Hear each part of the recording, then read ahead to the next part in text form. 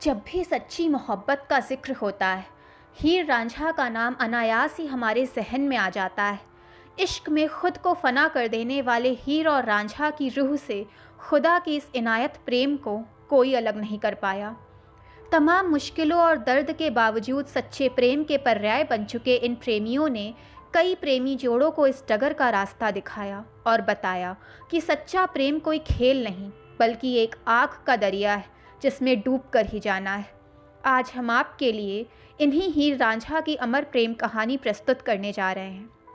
ये उस समय की बात है जब भारत और पाकिस्तान एक ही देश हुआ करते थे और वहीं चेनाब नदी के किनारे तख्त हज़ारा नामक गांव हुआ करता था। इस गांव में रांझा जनजाति के जाट परिवार में एक लड़के का जन्म हुआ। प्यार से इस लड़के का नाम रांझा रखा गया। रांझा दरअसल 3 बड़े भाई के बाद जन्मा इस परिवार का सबसे छोटा बेटा था। सभी मिलकर खेती का काम किया करते थे और रांझा सबका दुलारा होने के कारण मस्ती में आराम से बांसुरी बजाया करता था।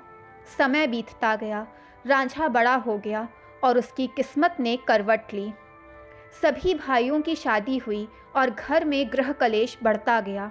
इन सब से उकता कर एक दिन रांझा ने अपना घर छोड़ दिया और यहाँ वहाँ भटकने लगा। भटकते भटकते वो हीर के गांव झंग पंजाब, जो पाकिस्तान में है, वहाँ जा पहुँचा। वहाँ उसने पहली बार हीर को देखा और पहली ही नज़र में दिल दे बैठा। हीर सियाल जनजाति में पैदा हुई एक अमीर परिवार की लड़की थी और उसने भी रांझा को देखते ही उसे अपना दिल दे दिया। हीर को हमेशा ये चिंता रहती थी कि रांझा कहीं चला ना जाए, इसीलिए हीर ने रांझा को अपने पिता से कहकर चरवाहे का काम दिलवा दिया। हीर और रांझा दोनों छिप छिप कर मिलने लगे। एक दिन हीर के चाचा कैदों ने दोनों को मिलते हुए देख लिया। हीर के चाचा ने सारी बात हीर के माँ और पिता को बता दी।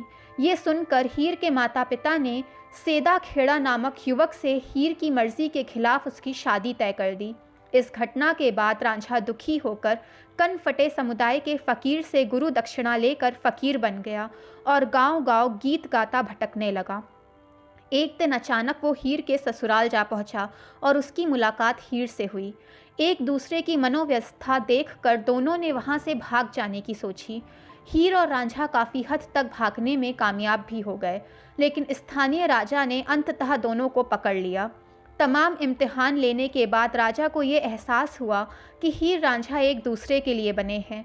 इसके बाद राजा ने दोनों के विवाह का आदेश दिया, लेकिन हीर के चाचा को ये बर्दाश्त नहीं हुआ और शादी के दिन ही चाचा ने हीर के खाने में जहर मिलाकर उसे मौत के घाट उतार दिया।